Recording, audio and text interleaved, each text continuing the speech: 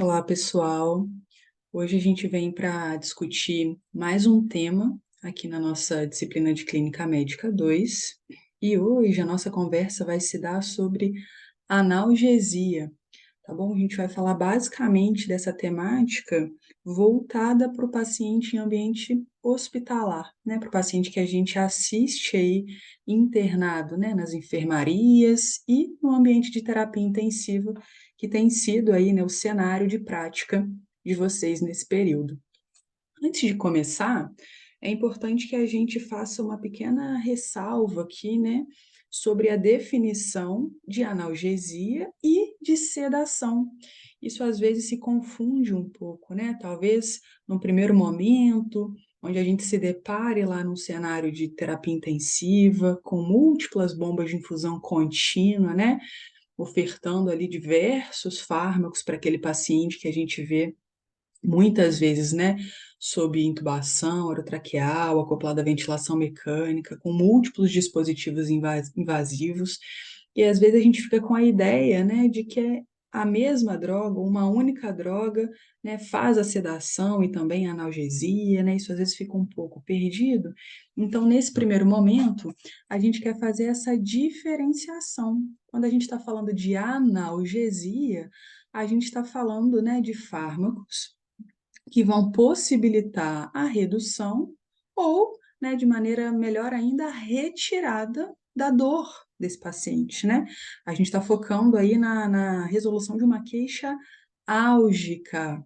Enquanto que, quando a gente fala de sedação, a gente está falando de uma redução do nível de consciência desse paciente.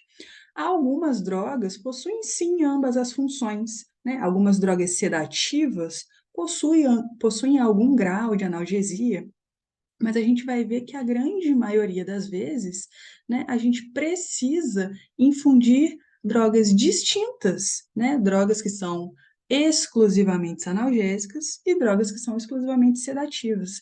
Por que a gente faz essa ressalva, chama a atenção de vocês aqui nesse início? Porque a preocupação, né, com a dor deve estar sempre ali, ó, na nossa listinha, né, de prioridades quando a gente assiste qualquer paciente, né?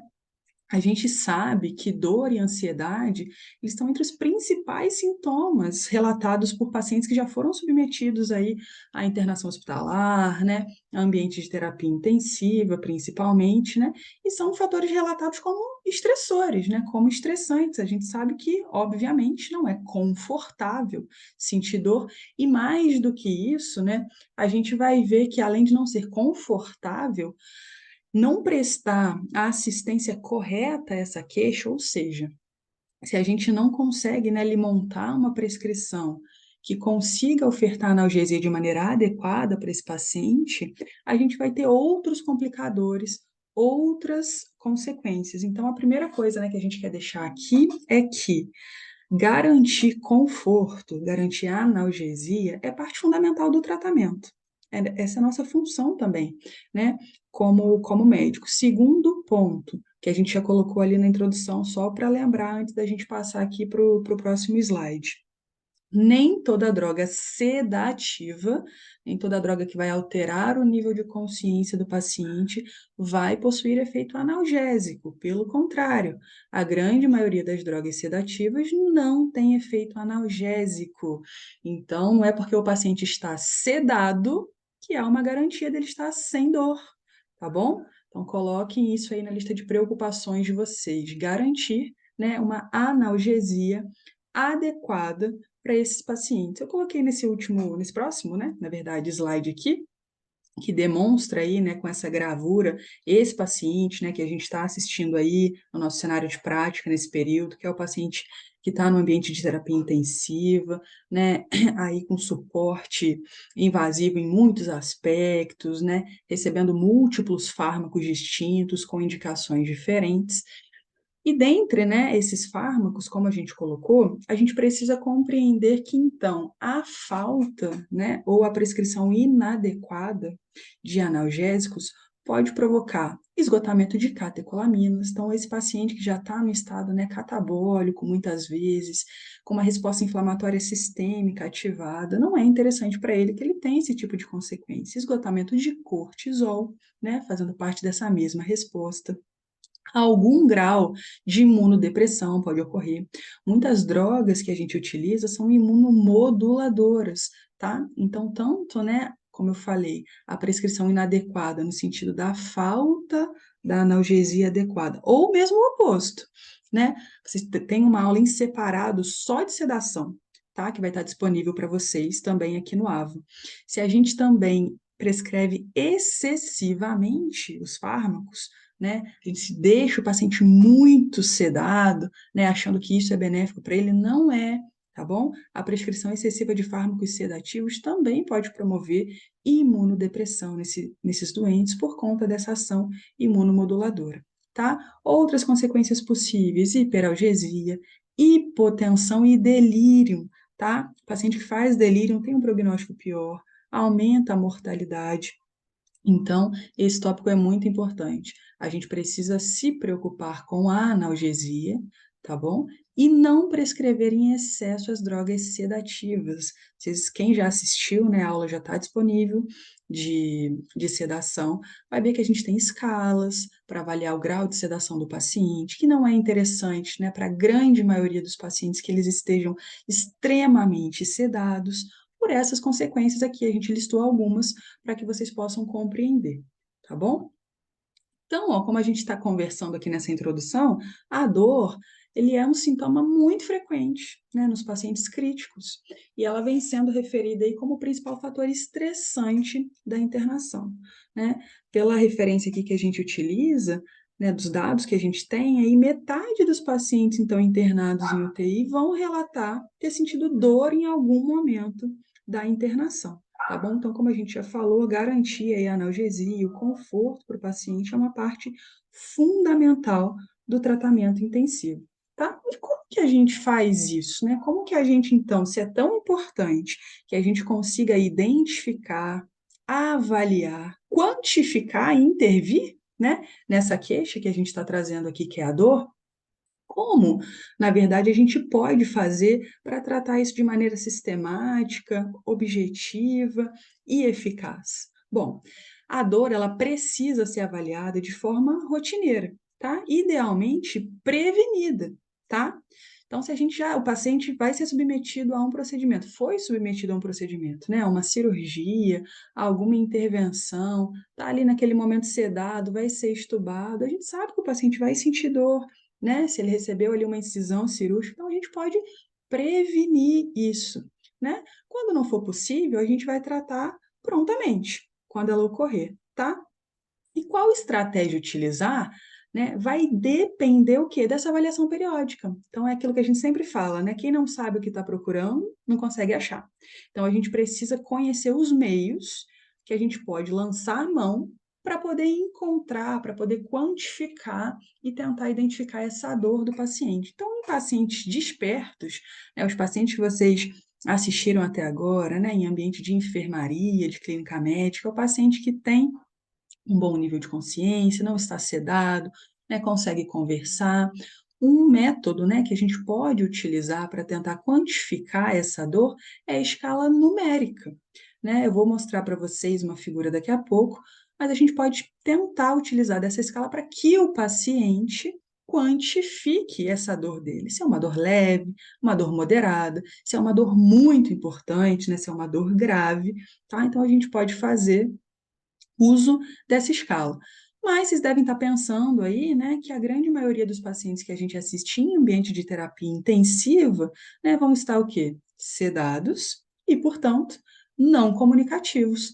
E aí talvez a gente pense que a gente tem um problema, né? Se o paciente não consegue informar e não consegue quantificar, como a gente vai fazer para entender que esse paciente está com dor e para entender se a terapia, né, farmacológica e não farmacológica que a gente está prescrevendo, se ela está sendo efetiva ou não. Bom, Então, nesses pacientes não comunicativos e sedados, existem diversas escalas que a gente pode utilizar para tentar inferir e quantificar essa queixa álgica, tá bom? E a mais utilizada, né, a utilizada mais comumente, é essa que está descrita aí no slide para vocês, que é a BPS. Ela é uma escala, então, comportamental de dor. Como que ela funciona?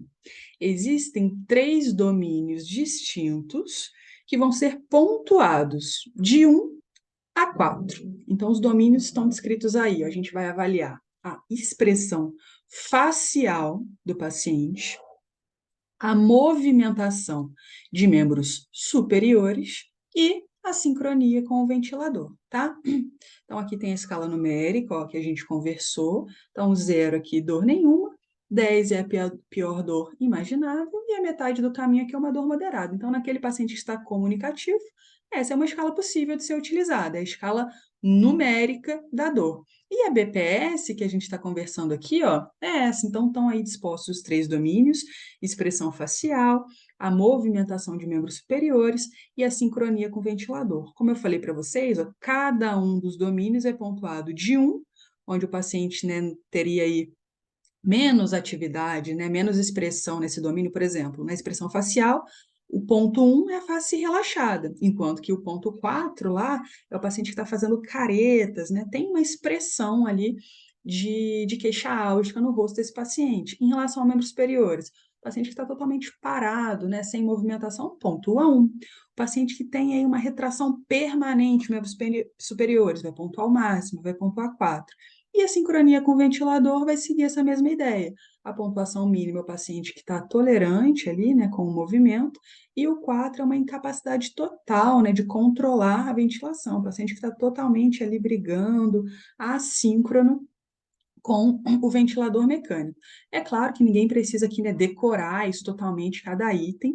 A gente precisa saber que existe, precisa saber aplicar, né? E cada item, a pontuação, a gente pode checar, né? Abrir aqui a escala, conhecer os itens lá, beira-leito, e fazer a avaliação clínica ali, sistemática do nosso paciente, testando, né, observando cada um desses itens, tá? Então, essa é a BPS. Uma pontuação aí de 3, né? Pontuando 1 em cada setor. A gente considera que é um paciente que está, né, bem, sem dor. De 4 até 5, há um controle aceitável, aquilo que a gente está ofertando ali de analgesia, tá?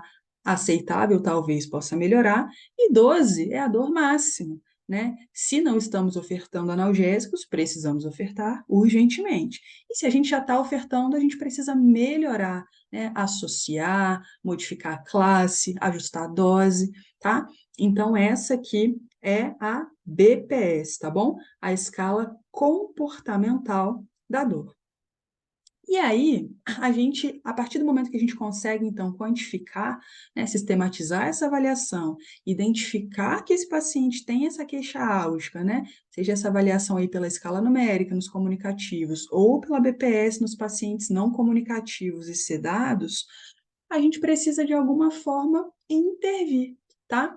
E a gente vai perceber, a gente vai conversar aqui, que a gente tem uma terapia farmacológica, que é o que a gente vem conversando, né, de drogas que vão ter uma ação analgésica por mecanismos distintos, né? A gente tem diversas classes de drogas analgésicas, e a gente tem também possibilidades, né, de ações, intervenções não farmacológicas, com as quais a gente pode atuar também. Antes da gente falar objetivamente disso aqui, eu queria fazer só um adendo aqui, né?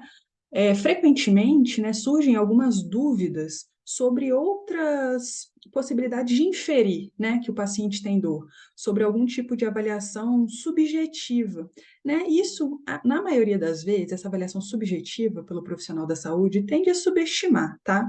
A dor sentida pelos pacientes. Então, quando a gente avalia ali pressão arterial, né, os sinais vitais de maneira geral, frequência cardíaca, respiratória, isso, né, é pouco confiável, né? A variação disso é muito grande. Diversas outras etiologias, né, podem provocar alterações aí nesses sinais vitais, tá? No paciente agitado de alguma forma, né, com agitação ali psicomotora, a gente deve lembrar de investigador. tá? Tentar, então, aí lançar a mão dessas escalas, a depender de quem é esse paciente, tá bom? Se não for possível a comunicação, a gente pode tentar aplicar a BPS ou tratar empiricamente e observar aí a resposta desse paciente, tá? Como a gente falou, então, e vocês viram aí quais os itens selecionados na BPS, né? O que a gente observa com mais frequência, o que a gente deve levar em conta nesses pacientes não comunicativos é o quê? Expressão facial, tá? A postura desse paciente, né, em relação aí a postura mesmo, né, a posição motora, os movimentos, tá? E de sincronias com a ventilação mecânica, tá bom? Então, só para lembrar aí desses outros indícios, né? Então, em alguns a gente pode confiar mais, são esses últimos que a gente conversou, e outros são muito mais inespecíficos, né? E que a gente tem uma gama enorme de possibilidades que podem fazer aí variar, como a gente comentou dos sinais vitais, tá bom? Então, agora a gente vai tentar falar um pouquinho, né, sobre a prescrição, sobre a intervenção com medidas farmacológicas para o tratamento da dor, tá? A terapia farmacológica vai incluir o quê, pessoal? O que que vocês já conhecem, né? Já tem aí uma bagagem grande construída nesse período, né? Aí até aqui. Então, o que que a gente tem de analgésico? Analgésicos comuns, que a gente vai conhecer, tá? AINES, anti-inflamatórios não hormonais, né, não esteroidais, e opioides. Basicamente, né, a gente vai trabalhar com essas três classes. Assim como está colocado para vocês aí no slide, a gente tem preferência pela via endovenosa, tá? Para administração. E essa administração, essa prescrição, ela deve ser feita com horários programados. Lembra do exemplo que eu dei lá no início? Que a gente deve, quando possível, até prevenir a dor? Então, eu não preciso deixar lá a droga, né, prescrita apenas como se necessário, esperar o paciente queixar. Então, a gente pode aí, respeitando, né, o tempo de meia-vida de cada droga, administrá-las, né, prescrevê-las com horário programado, tá bom? E não apenas aí, se necessário. Aqui a gente vai retomar, então, a ideia, agora já, né, conversando das classes, sabendo das drogas que a gente pode utilizar, como que a gente aplica as informações que a gente obteve nas escalas? Quando a gente quantificou, quando a gente pediu para o paciente, né, estimar para a gente, é uma dor leve, é a pior dor da sua vida, quando a gente coloca na escala numérica, ou quando a gente quantifica lá na BPS, para que a gente quer isso? Para a gente conseguir prescrever a terapia da maneira mais eficaz possível. Então, olha só essa estratificação aqui. Em dores leves, a gente pode prescrever analgésicos comuns, né, do tipo dipirona, paracetamol, e observar a resposta desse paciente. Enquanto que em dores moderadas, a gente tende a associar, né, a esses analgésicos comuns outras classes, como a gente citou, anti-inflamatórios não esteroidais e até opioides fracos, né? Dentro do grupo dos opioides, a gente tem essa distinção de opioides fracos e opioides fortes. Aqui, como exemplo, então, a gente colocou de anti-inflamatório não hormonal, né, o cetoprofeno, e de opioides fracos, tramadol e codeína. E para dores intensas, né, dores muito importantes, a gente tende a trabalhar então com opioides fortes, morfina e fentanil. Lembrando do que eu falei, da possibilidade de o quê? Associar classes, né? Então, associar um analgésico comum a um anti-inflamatório, tá bom? Então, lembrando também, isso aqui é importantíssimo, pessoal, a prescrição é sempre individualizada. Primeiro, sempre questionar, né, ou checar no prontuário se o paciente não está comunicativo sobre alergias, tá bom? Se o paciente já tem um histórico de alergia prévia a determinada droga, obviamente eu não posso, né, não vou utilizá-lo, tá? Então, sempre chequem a respeito disso. E pensar também que cada classe, né, cada uma dessas drogas, né, além dos seus benefícios, que a gente está comentando aqui, né, esse tempo todo na aula, também vão possuir o quê? Efeitos colaterais. Então, para todo paciente que eu posso prescrever, por exemplo, um anti-inflamatório não hormonal? Não. Vou ter que pensar nos efeitos colaterais, nas contraindicações para aquele determinado paciente. Então, não existe uma receita de bolo, né? A gente tem um direcionamento, a gente faz uma estratificação através das escalas, quantifica essa dor, tenta colocar nessas gavetas aqui, ó, se a dor é leve, se ela é moderada ou se ela é intensa. Trabalhando com as classes de analgésicos possíveis, eu posso fazer monoterapia ou associar. Quanto mais importante a dor eu tendo fazer, a associação, mas sempre lembrando de individualizar a prescrição. Quem é esse paciente que vai receber essa droga? Tá bom? Então, sempre lembra aí de alergias e contraindicações à classe ou ao fármaco especificamente, tá bom? Aqui a gente colocou um exemplo, né? Lembrando lá da primeira aula que vocês tiveram do Fast Hug, né? Da organização da prescrição através desse mnemônico, a gente colocou alguns exemplos aqui de como a gente pode prescrever essas drogas. Então, olha aqui, ó, a dipirona, que é um analgésico comum, né? A ampola da dipirona, a apresentação dela é essa aqui, ó, 500 miligramas por ml, tá? E a ampolinha tem 2 ml, ou seja, tem 1 grama. Então, geralmente a gente prescreve uma ampolinha em água destilada. Isso aqui, cada setor, às vezes, tem a sua diluição padrão. Então, quando a gente chega para trabalhar num lugar, a gente conversa com a enfermagem, se informa, conhece os protocolos, mas essa aqui é uma forma possível, tá? Esse AD é água destilada, 8 ml, e V é via intravenosa, até de 6 em 6 horas, tá? Podendo até ser feito de 4 em 4, mas geralmente até de 6 em 6 horas, tá ok? Uma prescrição possível de AINE, ó, o cetoprofeno. O cetoprofeno ele é de 100 miligramas, a gente dilui, né, ele num sorinho de 100 ml, também por via endovenosa, e pode ser feito de 12 em 12 horas, tá? O tramadol, que é um opioide fraco, né, existem apresentações distintas, né, de 50 e de 100 miligramas, também diluído num soro de 100 ml por via endovenosa a cada 8 horas. E a morfina, que é um opioide forte, né?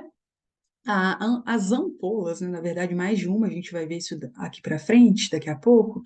A morfina ela tem diversas apresentações, tem ampolas diferentes, tá bom? Com apresentações distintas. Então, sempre que vocês forem prescrever, tenham esse cuidado de checar a apresentação da droga. Aqui no exemplo que a gente colocou, a gente utilizou a morfina, né, que tem essa apresentação aqui, ó, 10 miligramas por ml. É uma ampolinha de 1 ml, né, que tem, então, 10 miligramas. Geralmente a gente dilui para 9 ml de água destilada e prescreve inicialmente 2, 3 ml para observar a resposta do paciente. Por isso que a gente coloca esse ACM aqui, né, que é o a critério médico, que a gente pode ir fazendo.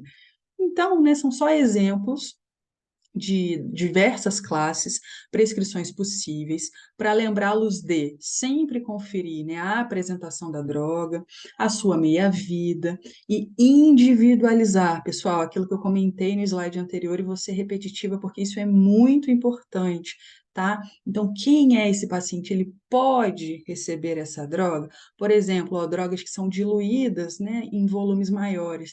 Esse paciente já está recebendo muito volume, né? Será em quanto que eu posso diluir, né? Será que eu posso fazer mais volume para esse paciente nesse momento? Né? Aquele paciente já está hipervolêmico, a gente tem essa preocupação, né? Eu não posso lá e abrir um soro de 500 para ele, esse paciente, né, tá lá todo edemaciado. Então, tudo isso a gente se preocupa e é por isso que o tratamento é sempre individualizado, tá bom? Agora, antes da gente passar aqui para a morfina, eu queria fazer também um último adendo, que a gente vai conversar especificamente sobre as classes, né, e algumas drogas específicas, mas só para lembrar os que eu citei no penúltimo slide, que haviam também algumas medidas não farmacológicas, né? Nosso foco aqui é hoje falar dos remédios, né, dos fármacos, mas a gente sempre deve pensar e lembrar do que é possível a gente realizar como medida não farmacológica, tá?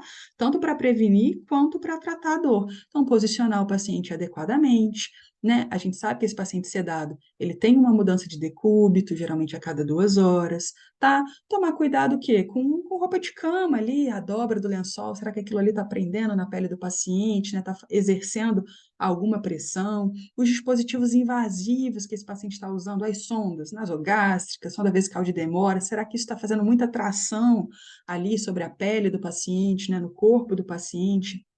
O próprio tubo, né, orotraqueal, a gente sabe que o paciente vai receber diversos estímulos ali, aspiração orotraqueal, passagens, né, de catéteres, de sondas, então se preocupem com essas coisas, tá, pessoal, com as medidas não farmacológicas e até pensando nesse aspecto, intervir pontualmente quando esses procedimentos forem feitos, tá? Então, posso fazer uma dose um pouco maior de analgesia se esse paciente vai ter a via aérea aspirada ali, né? Se ele vai receber a aspiração do tubo orotraqueal, sempre lembrando aí dos estímulos possíveis, né? Capazes de provocar dor para esse paciente, tá ok? Então, tendo dito isso, a gente vai conhecer agora um pouquinho, né, de algumas especificidades de algumas drogas que a gente usa mais rotineiramente. A morfina, ela é um opioide, né, um opioide forte, tá? Com início de ação bem rápido, ó, de até 2 minutos. O pico também com tempo, né, bem aceitável, não é tão longo, em torno de 15 minutos para o pico de ação, e ela dura até 4 horas, tá? Por isso que vocês vão perceber, né, que o que a gente prescreve muito frequentemente quando a gente vai utilizar de maneira fixa, né, a morfina a cada 4 horas. Por quê? Porque é a duração dela. A partir daquele momento, eu não vou ter mais a ação dessa medicação. Algumas coisas que a gente precisa lembrar é que a metabolização, né, da morfina ela é hepática e a excreção é renal. Para que eu tenho que lembrar disso? Lembra, a gente está lidando aqui, né, pensando em doentes o quê? Doentes críticos, não é isso? Que muitas vezes têm múltiplas disfunções orgânicas, né?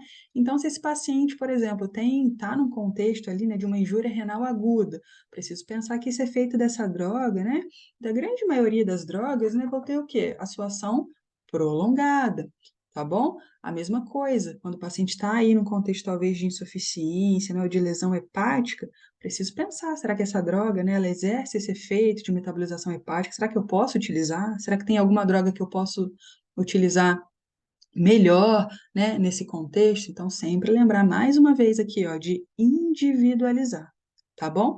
A morfina ela pode ser administrada de forma contínua, ou seja, em bomba de infusão contínua, ou de maneira intermitente, como a gente viu no exemplo da nossa prescrição ali, tá bom?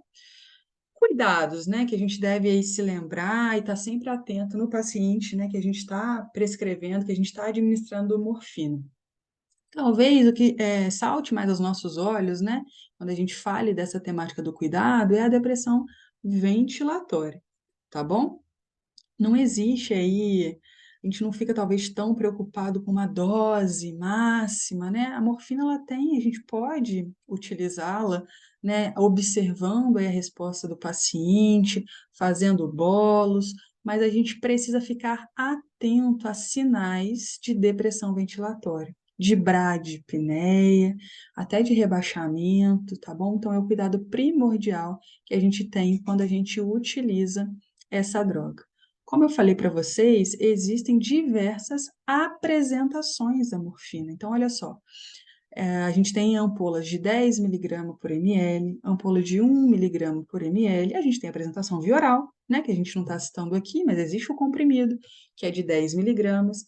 Então, sempre que a gente for prescrever, a gente precisa indicar essa apresentação, checar o que a gente tem disponível, e indicar aí essa apresentação. Só para exemplificar, para ficar mais claro, por exemplo, aqui, ó, 10 miligramas por ml. O que isso significa? Que a cada ml de morfina nessa ampola, eu tenho 10 miligramas. E essa apresentação é um mlzinho mesmo, tá? Então, a ampolinha tem 10 miligramas. Essa aqui de baixo, ó, a apresentação de 1 miligrama por ml. A cada 1 ml, eu tenho 1 miligrama. E nessa ampolinha aqui eu tenho 2 ml, é uma ampolinha de 2 ml, ou seja, eu tenho 2 miligramas nessa ampola, tá? Na administração intermitente, a gente tende a fazer, então, a prescrição a cada 4 horas, tá? Mas é possível que haja, sim, a infusão contínua dessa droga, e uma das indicações possíveis, que talvez vocês já tenham se deparado, né, lido a respeito, é nos cuidados paliativos. A morfina, ela tem outras indicações, né, outros benefícios, além da própria analgesia. Ela é uma droga que a gente utiliza muito para tratar dispneia também, principalmente, né, nesses pacientes aqui. Então, ela pode ser utilizada, sim, em bomba de infusão contínua, tá bom? E uma coisa que a gente deve ter aí atenção é nessa proporção aqui, né? Nessa equivalência. Às vezes o paciente vem para a gente já usando morfina de casa, né? Ah, eu já tomo comprimido via oral, e vai internar, e a gente vai manter aí a utilização dessa droga, mas agora por via venosa, né? Então, a via venosa, né? Cada 1 miligrama, eu tenho correspondência de 3 miligramas do que eu fazia na via oral, tá bom? Então, se esse paciente fazia 3 miligramas via oral, eu vou fazer para ele aqui 1 miligrama via venosa, tá ok? Outra droga aí, outro opioide, né? Essa mesma classe que a gente está trabalhando é o fentanil, tá?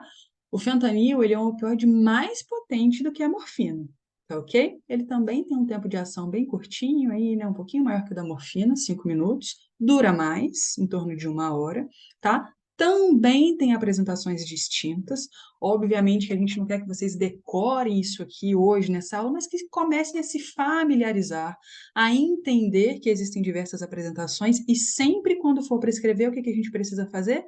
Checar. Eu tenho que descrever lá qual que é a apresentação, qual que é a ampola, né? A quantidade que eu quero ofertar para esse paciente, tá? Então, a apresentação do fentanil, olha só como é diferente. Aqui é em microgramas, ó. Ele possui 50 microgramas a cada ml, tá bom? Então, a cada 1 ml de fentanil, eu tenho 50 microgramas. E eu tenho ampolas de 2 ml, tá? Então, que eu teria o quê? 100 microgramas. Ampolas de 5 ml e de 10 ml, tá bom? É uma droga que ela pode ser utilizada em bolos, tá? Então, como? O paciente vai ser submetido a um procedimento, ali pontualmente, tá? Que a gente sabe que é um procedimento que vai provocar dor. Posso fazer um bolos de fentanil, tá? Vou prevenir ali a dor desse paciente. Ou episódios agudos de dor, né? Então, é uma queixa que eu não posso prevenir, mas o paciente apresentou a queixa álgica naquele momento. Posso fazer um bolos de fentanil e observar a resposta desse paciente. Assim como a gente viu na morfina, o fentanil é outra droga, e aqui até mais comumente que a morfina, né? Prescrita em administração contínua, em bomba de infusão contínua, né? Frequentemente, vocês com certeza já viram, né, nos pacientes que a gente teve lá no CTI, fentanil em infusão contínua, não é isso? E a gente faz isso quando? Quando a gente precisa, ó, da analgesia em situações que o estímulo é permanente. Né? Não é um procedimento só momentâneo que vai provocar dor, mas o paciente está ali submetido a um estímulo constante, que é um estímulo álgico. Então, o paciente que está entubado, em ventilação mecânica, né? Em pós-operatórios, a gente sabe que aquele estímulo vai estar ali constantemente provocando dor. Então, eu preciso prescrever a analgesia para esse paciente, tá bom? Então, esse é o fentanil. Coloquei, aqui saiu, perdão, até vou reorganizar aqui, a referência saiu antes para vocês, pessoal, mas tem esse último slide aqui que é um exemplo prático, né, sobre a construção, né, da solução que a gente coloca lá na bomba de infusão contínua em relação ao fentanil. A gente faz isso aqui para diversas drogas, mas é só para a gente exemplificar um pouquinho. Então, olha só que bacana. Então, a droga que a gente tem é o fentanil. Lembra que a gente viu que a apresentação dele é de 50 microgramas por ml? Aqui a gente resolveu usar uma ampolinha de 10 ml. Tinha de 2 ml, de 5. Aqui a gente resolveu usar uma ampola de 10 ml. Olha aqui, ó, uma prescrição possível, né? Existem várias diluições possíveis, mas a gente pode diluir 5 ampolas de fentanil em 200 ml de solução, né, de soro fisiológico, por exemplo. Então, eu tenho um volume final o quê? De 250 ml. 200 de soro mais 50 ml aqui, ó, de fentanil. Não são 5 ampolinhas de 10? Então, solução final de 250. E aí eu tenho uma concentração da solução, né? A gente já treinou e vocês precisam continuar treinando, né? Esse cálculozinho aqui, ó, de saber, né, a concentração da droga naquela solução. Então, pensem aqui comigo, ó, 50 microgramas por ml, a apresentação, ampola de 10 ml. Então, eu tenho 500 microgramas, não é isso? Não, ampolinha. Se eu vou usar 5 ampolas, eu tenho 2.500 microgramas, certo? A minha solução final, ali, né, dentro do meu recipiente, tem o quê? 250 ml, não é isso? 2.500 microgramas dividido para 250 ml, eu tenho 10 microgramas a cada ml. A partir desse dado aqui, é que a gente faz aqueles cálculos. Olha, no paciente que faz X ml hora, né, eu preciso saber o peso do paciente, eu consigo encontrar a dose em micrograma quilo minuto, que geralmente a gente usa, né? Nessa tabela aqui está a hora, que também é possível, mas geralmente a gente usa micrograma quilo minuto. Ou o contrário, né? O chefe pode passar lá no seu plantão e falar: ó, eu quero que você prescreva 0,5 micrograma quilo minuto de fentanil para esse paciente. A gente tem que saber calcular o ml hora. Então, é através, ó, desse conhecimento, de conhecer a apresentação da droga, quanto há na ampola, até que a gente chegue nesse dado aqui, ó, que é a concentração, né, seja em miligrama ou em micrograma, a cada ml da solução, que a gente precisa treinar para poder fazer esses cálculos. Tá bom, pessoal? A gente sabe que é bastante informação nessa aula aqui, principalmente para a gente lembrá-los, né, de que dor é um sintoma com o qual a gente precisa se preocupar, né? Muito para além aí de conforto, até de uma questão ética, né, com o paciente, a gente tem repercussões, né, consequências fisiológicas, uma resposta do organismo quando a gente não faz, né, esse tratamento de maneira adequada, ou quando a gente lança a mão de outras drogas de maneira abusiva, como a gente falou dos sedativos, né? Então, a gente precisa sempre ter essa preocupação de ofertar as drogas em doses corretas, sempre individualizando para quem é esse paciente, conseguir estratificar, né, a dor da maneira mais objetiva que for possível. As escalas são um ótimo meio da gente tentar fazer essa quantificação e, a partir disso, então, conseguir prescrever aí analgésicos dentre as suas diversas classes, né, de maneira mais eficaz possível para cada paciente, tá bom? Qualquer dúvida a gente está disponível. Desejo um ótimo estudo a todos. Um abraço.